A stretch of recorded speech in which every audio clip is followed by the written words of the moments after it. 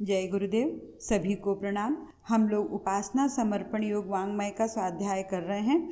अध्याय 7 डे 16। कल के स्वाध्याय में हमने देखा गुरुदेव जी हमें बता रहे थे कि अधिकांश मनुष्यों की आंतरिक स्थिति यही है कि वे जीते तो हैं लेकिन कोई उसमें आनंद और संतोष का अनुभव नहीं करते हैं। आगे गुरुदेव जी हमें बता रहे हैं, क्या इस स्थिति का बदला जाना संभव नहीं है? सुख का आस्वादन करते हुए प्रसन्नतापूर्ण जीवन यापन कर सकना अपने हाथ की बात नहीं है। इस समस्या पर गंभीरतापूर्वक विचार करने से यह स्पष्ट होता है कि जीवन को संतोष और आनंदपूर्ण परिस्थितियों में व्यतीत कर सकना निश्चय ही मनुष्य के अपने हाथ की बात है।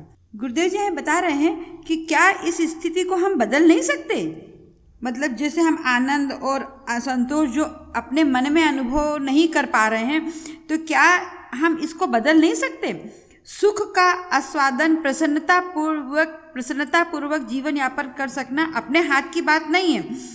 इस समस्या का यदि हम गंभीरतापूर्वक विचार करेंगे तो उससे यही स्पष्ट होता है कि जीवन को संतोष और आनंदपूर्ण परिस्थितियों में व्यतीत कर सकना निश्चय मनुष्य के हाथ में है। गुरुदेव जी हमें बता रहे हैं कि पूर्ण तरह से मनुष्यों के हाथ में ही अपनी परिस्थिति को बदलना और अपने जीवन को यापन प्रसन्नता पूर्वक करना। यानी जरूरी नहीं है कि हमें जब क्या होगा कि सभी चीज़ें उपलब्ध होगी तो ही हम खुश रहेंगे, तो भी व्यक्ति असंतुष्ट रहेगा। उसको एक चीज़ मिलेगी तो संतोष तो उसको होगा नहीं, आगे सोचेगा कि ये मिल जाए, आगे सोचेगा कि दूसरी वस्तु मिल जाए, तो भौतिक सुख सुविधाओं में उलझता हुआ वो कभी भी संतोष उसको प्राप्त नहीं होगा। आगे गुरुदेव जी बता रहे हैं कि यह ठीक है कि अभिष्ट साधन सामग्री अधिक मात्रा में होने से सुख की संभावना बढ़ जाती है। यह भी ठीक है कि अनुकूल परिस्थितियों में मनुष्य अधिक सुविधा अनुभव करता है, पर यह भी गलत नहीं है कि स्वल्प साधनों एवं सामान्य परिस्थितियों को भी यदि परिष्कृत दृष्टिकोण से देखा जाए तो उतने से भी प्रसन्नता की उतनी मात्रा उपलब्ध हो सकती है कि व्यक्ति अपने जीवन को असफल एवं दुर्भाग्यग्रस्त न माने। गुरुदेव जी हमें बोल रहे हैं कि हाँ, ये हम मान रहे हैं कि मतलब हमें सुख के लिए हमें अभिष्ट साधन सामग्री मतलब मिलने से और सुख की संभावना बढ़ जाती है। यदि हम संतुष्ट होकर जी रहे हैं लेकिन हमारे पास सुख सामग्री और आ जाएगी तो और उसकी संभावना बढ़ जाएगी। यह भी ठीक है कि अनुकूल परिस्थितियों में मनुष्य और अधिक सुविधा अनुभव कर सकता है, पर गुरुदेव जी बोल रहे हैं इन सब के होते हुए भी ये भी गलत नहीं है कि हम थोड़े से साधनों से सामान्य परिस्थितियों में भी दृष्टिकोण को देखें तो हम प्रसन्नता अनुभव कर सकते हैं। मतलब व्यक्ति अपने जीवन को असफल एवं दुर्भाग्यग्रस्त न माने। हम छोटी छोटी चीज़ों में भी खुशियाँ ढूंढें, छोटी छोटी चीज़ों में भी अगर हम खुशियाँ ढूंढ के और अपने जीवन का यापन करते हैं तो क्या होता है कि ना हम उसमें सुख और प्रसन्नता उपलब्ध कर सकते हैं। जरूरी नहीं है कि हम भौतिक सुख सुविधाओं में ही जीवन यापन करके संतुष्ट हों। हम स्वल्प साधनों यानी थोड़े से साधनों से भी संतुष्टि का अनुभव कर सकते हैं। आगे गुरुदेव जी बता रहे हैं, जब अन्य असंख्यों व्यक्ति हमसे गई गुजरी परिस्थिति में रह सकते हैं तो हम उनसे कहीं अधिक सुविधाएं प्राप्त होते हुए भी दुखी रहने का इसका कोई कारण नहीं है।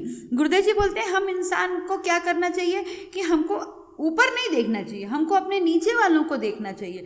मनुष्य क्या करता है, मनुष्य इस सांसारिक जगत में भौतिक सुख सुविधाओं के पीछे इतना भागता है कि अपने से ऊपर वालों को देखता है। अगर उसका मकान बना है तो देखो उसका उतना बड़ा मकान बना है, उसके जैसा होना चाहिए।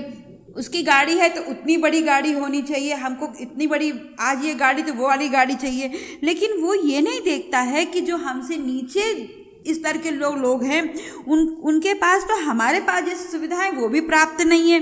तो इसलिए मतलब हम जब वो हमसे भी बहुत गई मतलब और नीचे चले जाएंगे तो गई गुजरी स्थितियों में भी जो मनुष्य रह सकता है, तो फिर हमारे पास जो सुविधाएं हैं उसमें हमको दुखी होने का कोई कारण प्रतीत नहीं होता है। ये फिर सब हमारे मन का भ्रम है कि हम दुखी हों। इसके लिए कोई ऐसी वो नहीं है कि हम उसमें दुखी हों जो हमारे पास साधन उपलब्ध हैं। आगे गुरुदेव जी बता रहे हैं, प्रसन्नता और अप्रसन्नता की गुत्थी बाहरी पदार्थों की संख्या, मात्रा या उत्कृष्टता के आधार पर सुलझाई नहीं जा सकती। गुरुदेव जी वही बता रहे हैं कि प्रसन्नता और खुशी या दुख, प्रसन्नता या अप्रसन्नता की गुत्थी हम बाहर की संख्याओं से नहीं सुधार सकते। यानी बाहर जो भौतिक सुविधाएं हैं, जो बाहरी जगत की जो सुविधाएं हैं, उसके आधार पर हम अपनी प्रसन्नता को नहीं सुलझा सकते, क्योंकि जो कुछ हम चाहते हैं वो साधन जिन्हें उपलब्ध है वे भी कहाँ संतुष्ट है। वही गुरुदेव जी कह रहे हैं कि यदि जो हम साधन चाह रहे हैं, भौतिक सुविधाएं, वो जिन लोगों के पास है वो लोग भी तो खुश नहीं हैं, है ना। जो परिस्थितियां आज हम चाहते हैं उनके प्राप्त हो जाने पर वे भी स्वल्प लगेंगी और उससे अधिक उत्कृष्टता की अधिक मात्रा की आवश्यकता अनुभव होगी, फिर वही अभाव खटकने लगेगा।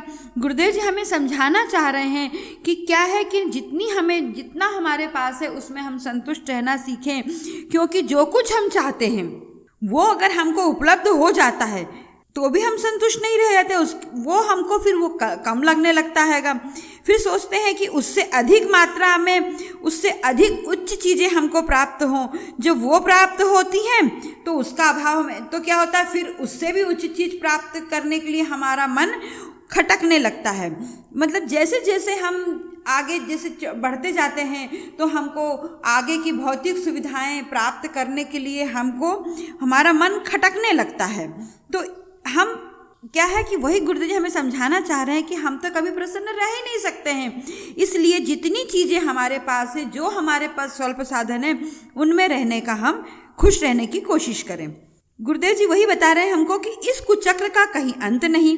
इस संसार की सारी साधन सामग्री मिलकर भी एक व्यक्ति की तृष्णा को तृप्त नहीं कर सकती। वही गुरुदेव जी हमें समझाने की कोशिश कर रहे हैं कि जो ये चक्र है, जो ये कुचक्र है, इसका कोई अंत नहीं है। इसको हम जितनी ये एक तृष्णा है, मृग तृष्णा जैसा है कि जो चीज़ उसको हम करते जाएंगे तो वो हमारी हफ्सी जैसे हम बढ़ते जाएंगे तो वो क्या होगा कि वो बढ़ता ही जाएगा और हमें उसमें कि जितनी भी सामग्री मिल जाएगी तो हम उसमें तृप्त नहीं हो सकते। उसका उदाहरण एक गुरुदेव जी ने हमें बताया है कि सुरसा राक्षसी की तरह उसका मुंह फटता ही जाता है। इसमें से बच निकलने का एक ही उपाय है, अपने को छोटा बनाना। हनुमान जी ने इसी युक्ति से अपना पिंड छुड़ाया था। सुरसा वस्तुतः तृष्णा ही है। हमारा आकार कितना ही बढ़े उसका मुंह और भी अधिक फटता जाता है। गुरुदेव जी वही हमें एक सरल उदाहरण के तरीके से समझाने की कोशिश कर रहे हैं कि मनुष्य का जो तृष्णा है वो कैसा है। वो एक सुरसा नाम की, जो रामायण में सुरसा नाम की राक्षसी का बताया गया है, उसकी तरह उसका मुंह फटता चला जाता। जब हनुमान जी समुद्र लांघने जा रहे थे तो सुरसा नाम की राक्षसी ने उनका रास्ता रोका और उसका मुंह फटता ही चला गया। जितना हनुमान जी अपना शरीर बढ़ाते गए उतना वो भी अपना बढ़ाती चली गई। लेकिन जब हनुमान जी समझ गए तो उन्होंने एक अपना छोटा सा रूप बनाया और उसके अंदर होकर वापस आ गए। तो वही गुरुदेव समझाने की कोशिश हमको कर रहे हैं कि हमको भी मृग तृष्णा में नहीं जाना है। हमको भी उस सुरसा नाम की राक्षसी की तरह बचने के लिए एक अपने को छोटा बनाना पड़ेगा। अपने को छोटा बनाकर ही हम इससे निकल सकते हैं। जिस तरह से हनुमान जी ने उसी युक्ति से अपना पिंड छुड़ाया था, इसी प्रकार से हमको भी इसी प्रकार से छोटा बनकर हमको अपना पिंड छुड़ाना पड़ेगा। सुरसा वस्तुतः क्या है, तृष्णा है। हमारा आकार कितना ही बढ़े उसका मुंह और अधिक फटता जाता है। तो वही बताया गुरुदेव जी ने, जैसे कि मतलब ना जैसे हनुमान जी के लिए सुरसा कैसे कर रही थी, जैसे अपना वो शरीर बढ़ा रहे थे उतना वो मुंह फाड़ रही थी, उतना वो अपना शरीर विशालकाय कर रही थी।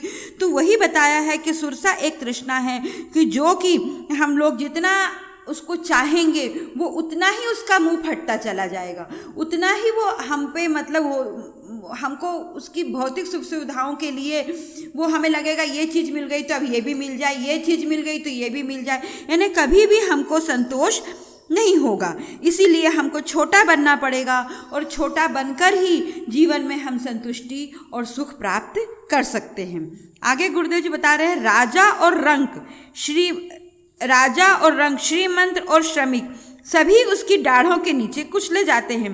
और अपने अपने ढंग से दुर्भाग्य का रोना रोते हुए चीखते चिल्लाते रहते हैं। गुरुदेव जी इसमें स्पष्ट कर रहे हैं कि मतलब क्या है कि मनुष्य क्या है कि वो सुरसा नाम की राक्षसी की जो तृष्णा की जैसे उसका मुंह खुल रहा है उसमें मनुष्य फंसता जाता है, चाहे वो राजा हो, चाहे रंक हो, चाहे वो श्रीमंत हो, चाहे श्रमिक हो, सभी उसके डाढ़ के नीचे कुचल जाते हैं और फिर क्या करते हैं कि अपने दुर्भाग्य का रोना रोते हुए हमेशा पूरी जिंदगी चीखते चिल्लाते हुए और अपना जीवन समाप्त कर देते हैं।